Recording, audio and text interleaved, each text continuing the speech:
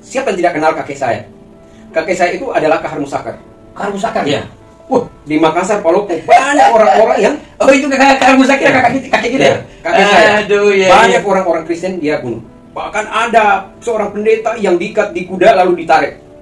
Sama kakek? Iya, pakai kuda, saudara. Jadi itulah, mungkin dengan cara Tuhan telah memanggil saya menjadi pengikut Yesus. Bersama dengan hambanya, Pak Pendeta Aliudin. Saat ini saya bertemu di salah satu di Jakarta Pusat. Ya. Saya bertemu senantiasa, saya merasa bersyukur dan terima kasih kepada Tuhan Yesus, karena Tuhan Yesus itu sangat baik. Meskipun saya latar belakang dari Muslim, ya, tetapi saya percaya bahwa Tuhan telah memanggil saya sebagai hambanya untuk senantiasa saya melayani Tuhan. Amin. Haleluya. Ya. Puji Tuhan, walaupun saya juga baru mengikuti Yesus selama 6 tahun, tapi senantiasa saya ada mengalami satu perjumpaan dengan Tuhan dengan damai sejahtera.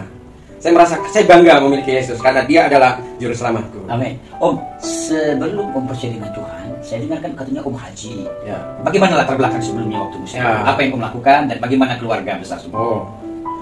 Saudara, kalau mau berbicara masalah latar belakang, memang saya naik haji sudah 2 kali. Saya bersama orang tua saya.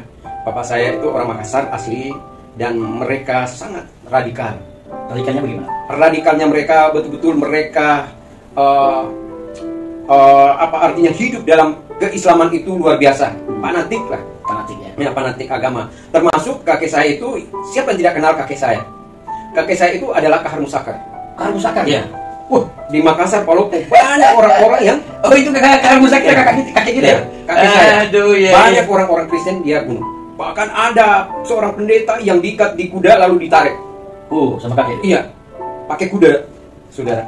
Jadi itulah, mungkin dengan cara Tuhan telah memanggil saya menjadi pengikut Yesus.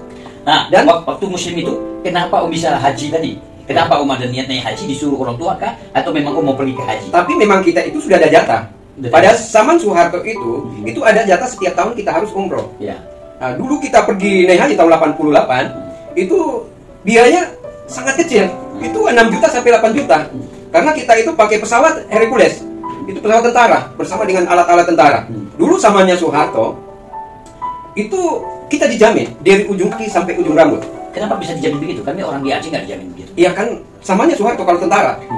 Dulu kita dijamin. Bahkan kita 14 bersaudara.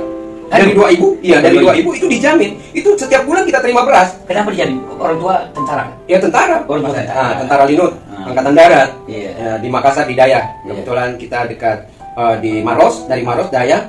Dan kaki saya tinggal di Selamaris. Di Maipa dekat Pantai Losari. Di Pantai Losari. Iya, di Pantai Losari. Dan ada juga kita punya keluarga di Palopo, Masamba dan seterusnya.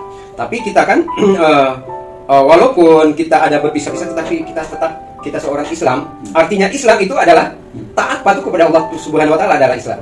Muslim itu beda. Kalau Muslim itu adalah pengikut Muhammad. Oh, ya. Kekristenan juga itu ya pengikut Kristus. Ya kan? Kristen itu bukan suatu agama sebenarnya. Ya, Oke, belum sampai di situ dulu. Bagaimana dengan keluarga? Mereka ibadah bagaimana ketatan? Setelah saya menerima Tuhan Yesus itu prosesnya itu sangat tidak serta merta.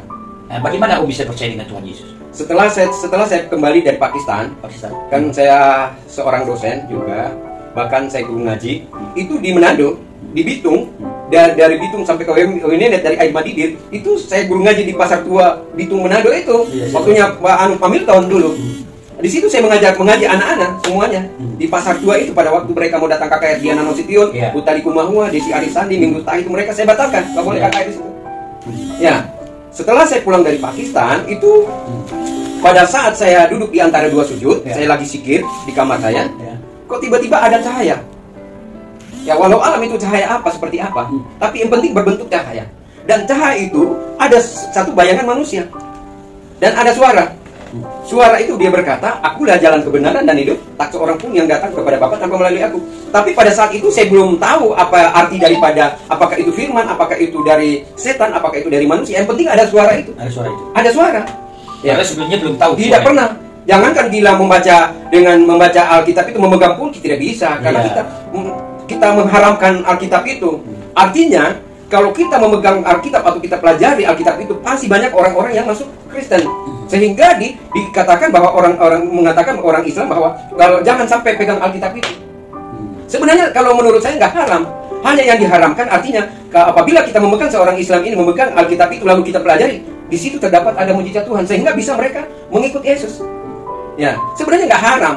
Apapun juga di atas dunia ini tidak ada yang haram. Hanya itu mungkin adalah ketentuan masalah agama saya kan, gitu. Sehingga kita tidak bisa layak untuk memegang itu. Jangankan memegang, membaca pun tidak boleh. Membaca tidak boleh. Tidak boleh. Ya tidak boleh. Jadi saat saya lagi zikir, kita kan zikir harus membaca 33 kali kali 3. La ilaha illallah, Allahu akbar, alhamdulillahirabbil alamin kan? Berarti kita harus baca 99 kali kan? Zikir kan? Ya. Apa sebabnya kita zikir? Kan kita ini kan masing-masing mencari keselamatan dengan cara kita kan, apakah itu lewat zakat atau fitrah berbuat baik. Tetapi menurut Alkitab, walaupun kita sudah berbuat baik, itu bukan satu jaminan kita harus masuk surga. Itu menurut Alkitab ya? Ya, menurut Alkitab. Oke, tunggu dulu. Kita masih seputar Om masa lalu.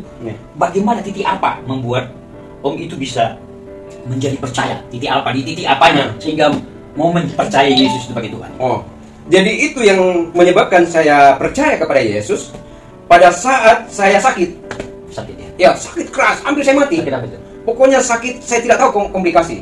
Pada saat saya duduk, saya berdoa, kedua kalinya, setiap saya sujud di sujadah itu, ada kayak ada salib terngiang di dalam pikiran saya, sehingga saya tidak melakukan lagi sholat. Pada saat itu saya sakit, saya sudah berusaha mengaji, bahkan saya menghafal ayatul kursi kan, atau yasin. Itu kan kita harus baca. Katanya itu kan di Islam itu, menurut saya kalau kita baca yasin, ayatul kursi itu kan pengusir setan. Allah la ilaha wa hayyul qayyum la ta'khudhuhu sinatun wa la nawm fis samawati wa fil ard. Ya, terakhirnya dia bilang wa yuhituhuma wal aliyul azim. Ya, itu kan hanya cerita Nabi pada waktu Nabi Muhammad itu berjalan dia musyafir kemalaman di jalan. Itu ayatul kursi. Tapi menurut tanggapan orang Islam itu bahwa itu pengusir setan. Tetapi tidak ada reaksi daripada setan itu, tetap dia datang. Sehingga saya sakit, saya berdoa, bahkan saya ke dukun, tidak ada mereka menemukan penyakit itu. Bahkan di rumah sakit saya sudah sampai di rumah di Persahabatan, tidak ditemukan penyakit itu. Malah mau disedot di sini saya. Ini katanya ada air. Paru-paru basah katanya menurut dia. Ternyata saya periksa di sini di Cempaka Putih ada herbal, tidak ada. Tidak ada, hanya saya dikasih herbal. Akhirnya kan saya ketemukanlah seseorang ibu-ibu, dia bilang, "Bapak itu bisa sembuh, tapi harus didoakan sama orang Kristen." Ibu-ibu. Saya cari itu ibu orang Batak, saya cari di mana? Dia bilang kalau boleh katanya ke Pak Pariyadi. Ada di sana itu perjamuan kudus katanya. Saya ketemu lah Adi Burhanuddin di situ. Pak Adi. Burhanuddin. Itu ceritanya. Akhirnya saya didoakan di tumpangan tangan di situ. Akhirnya saya mengalami satu kesembuhan. Betul-betul kayaknya ada begitu kayak ada stroke. Pada saat saya di tumpangan tangan, ada kayak stroke yang masuk, langsung menjalar ke tubuh saya. Sehingga saya merasakan kesembuhan, dipulihkan pada saat itu. Bahwa saya percaya bahwa di dalam nama Yesus itu ada kesembuhan. Iya, sehingga percaya. Lalu saya bertanya lagi sama orang itu, ada namanya orang Ambon namanya Aris Ayal. Harus saya bagaimana? Kan saya tuduh dia kasih saya opo-opo atau ilmu itu. Ternyata tidak. Itu memang dari Tuhan semuanya. Cara dia untuk memanggil kita menjadi pengikut Kristus. Dengan caranya kita nggak tahu walau alam, ya kan? Kalau secara manusia, kalau saya mau berpikir secara manusia kan, mana mungkin kan? Ya mana mungkin, karena saya juga seorang guru ngaji. Kalau masalah ilmu begitu, biangnya kita kan? Iya, mau ilmu kebal, apalagi orang tua saya kan? Ilmu kayak kita mau apa, kalau ada kuntilanak bisa kita baca. Kalau ada masalah kalau ditahu dimakan setan, kita bisa baca. Ya, kalau kita mau dimakan ular, saya bisa tutup mulutnya ular. Gampang. Ada ayatnya di dalam Al-Quran. Dia bilang, sungguh bukumu menyumpahu layar giun. Ya kan? Tertutup mulutnya. Apapun itu, ular kayak, mau buaya kayak, mau setan kayak. Jadi Om percaya itu titik itu ya? Ya, titik. Sehingga menjadi percaya ya? Iya, percaya. Terus begitu waktu percaya, ini sudah berapa tahun ini? Baru 6 tahun. Baru 6 tahun. Iya, 6 tahun. Apa reaksi keluarga semua? Menjauh mereka. Apa yang dialami dengan keluarga? Tantangan apa yang dihadapi? Pokoknya harus ceraikan anaknya. Istri saya harus ceraikan, tinggalkan. Namanya orang Arab kan, Turki, mereka kan dari Gorontalo, istri saya kan. Istri orang Gorontalo. Gorontalo fanatik mereka. Pada Muhammad. Jadi harus cerai gitu ya? Harus cerai. Kalau dia katakan sama saya, kalau kamu coba-coba meninggalkan keyakinan, kau tinggalkan dari Islam, harus tinggalkan semua, tolak harta semua. Ya, harus tolak keluarga semuanya. Harus kamu tinggalkan keluar dari sini. Ya saya bilang, silakan. Saya seorang laki-laki punya komitmen kok, saya bisa hidup kok. Bukan Jadi dari meninggalkan istri, jadi istri dan istri ya diambil semua harta. Rumahku di situ ada di Manggarai. Itu di dekat Incofor. Ya. Itu ada rumahku itu 1 miliar. Istri saya pengusaha. Jadi diambil dia. Diambil semua, di Bekasi pun diambil. Saya punya rumah 5. Saya punya mobil ada 3. Tapi puji Tuhan, saya bisa beli sendiri. Mobil saya ada juga, rumah saya sudah bisa beli 2. Jadi tantangan itu ya. Ya tantangan itu. Terus secara fisik tidak ada apa-apa ya? Oh saya dipukulin juga. Dipukul sama siapa? Orang-orang Orang di sini di Depok. Oh, Waktunya saya menginjil di Depok, dia bilang, kamu jangan coba-coba kamu agamakan orang yang sudah beragama. Ya. Ngapain kamu? Kalau mau masuk Kristen silakan, tapi jangan pengaruhin orang. Hanya saya berkata bahwa saya tidak pernah agamakan orang. Karena kekristenan itu bukan agama, tetapi hanya datang Yesus itu sebagai kita hanya pengikut Yesus. Yesus sampaikan begitu apa adanya.